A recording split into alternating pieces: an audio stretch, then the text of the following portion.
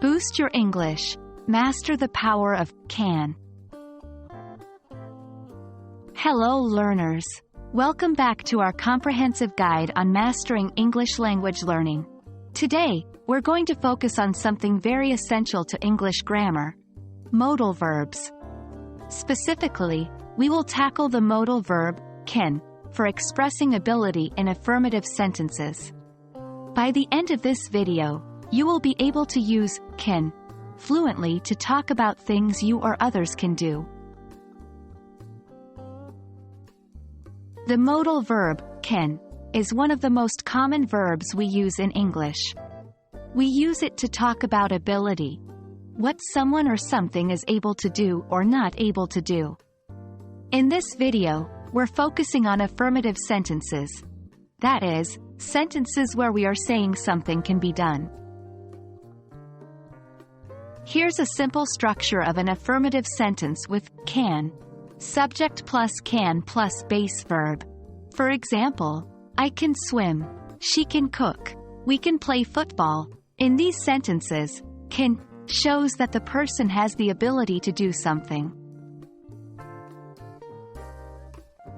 Let's look at some more examples to deepen your understanding. He can drive a car. They can speak Spanish. You can solve this math problem. Remember, the verb that comes after can is always in its base form, which means it's not conjugated or changed in any way. Now that you understand the basics, let's explore different contexts where you can use can for ability. 1.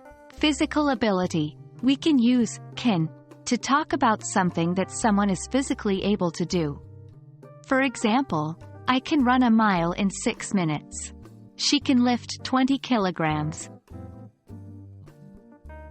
2. Mental ability. Can is also used to talk about mental abilities or skills. For example, I can remember all the state capitals. He can solve complex problems. 3. General abilities. Can also express general abilities or skills that someone has learned. For example, she can play the piano. We can write computer code. That's it, learners. I hope you now have a solid understanding of how to use the modal verb can to express ability in affirmative sentences. Remember to practice using can in different contexts to help the concept really stick.